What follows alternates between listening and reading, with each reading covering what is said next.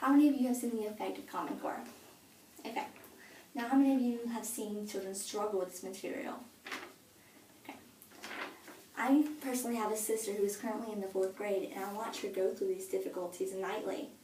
As a college student who did well in school, it's hard for me to explain to her how to do things the way that she's supposed to. Now, some of you in this room may be teachers or principals or may have once resided in one of those two professions and have seen how hard it is for students to grasp this material. It is imperative that we change the way students are being taught so they can better grasp the information.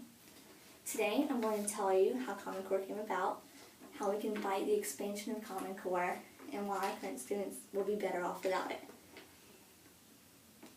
So first I'm going to tell you why Common Core came about. The reason was that Americans wanted their students to have one of the best educational programs globally.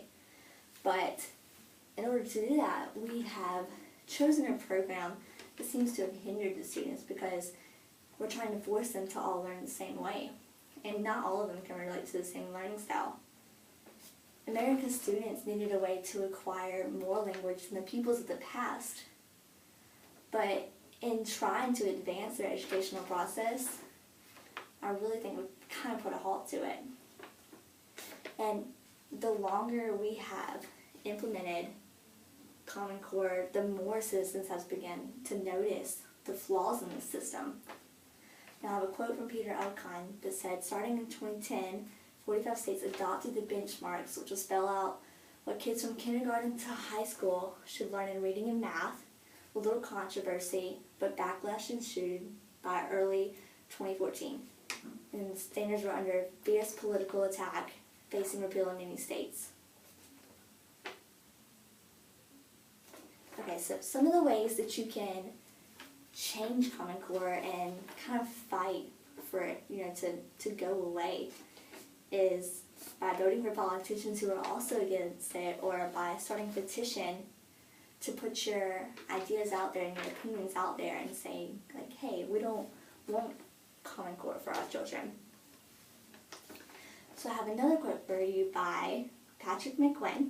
Said a 2014 Gallup poll found that 76% of teachers continue to support the goals of Common Core, but only 26% supported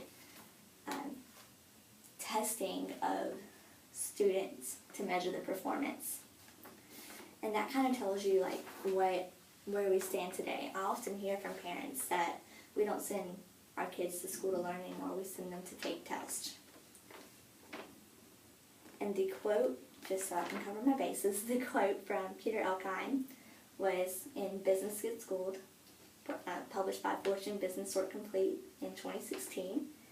And the quote from Patrick McGuinn was published in Complicated Politics to the Core by Master File Elite in 2015. Okay, so now you might be wondering how you can fight the expansion of Common Core. So the first thing you can do is you're going to try to change the mind of politicians and other school board members and show them why Common Core is not the best option for our kids. You're going to need to gather the opinions of current students and teachers and get the board members together and kind of come up with new solutions that you guys think would work better. You're going to want to make your concerns public and just let everybody know how you're feeling, politicians, other school board members. Get your ideas out there, and you can do this through your meeting and then just the spreading of word. Okay, so you're going to want to make your request known to politicians, and that can help them identify the changes that need to be made and encourage them to make these changes. So in a quote from Don Frazier, the Common Core state standards provide teachers like Miss Dawn a consistent and clear understanding of what students are expected to learn.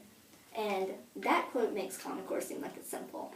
It's something easy breezy, it'll improve things, but we all know that's only one opinion, and based off the opinions of teachers and students and parents, a lot of them are having a lot of trouble with this.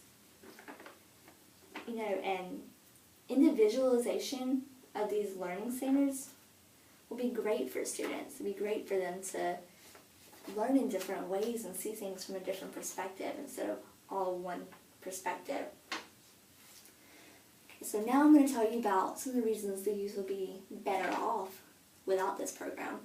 Like I said before, it's ideal that students learn in different ways. And I think just seeing things from different perspectives and maybe something that the parents are more used to, it'll leave the students a little bit better off. Now, I think as Common Core continues to grow on, that their issues will only continue to grow.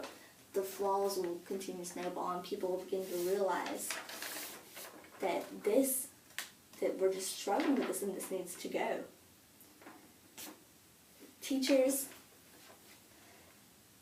I've received kind of mixed feedback from teachers. A lot of teachers, I think, would be more important for them to be able to teach the way they want to teach instead of focusing on how well they're doing on their tests and, kind of forcing their kids just to learn how to answer multiple choice questions to make themselves look better.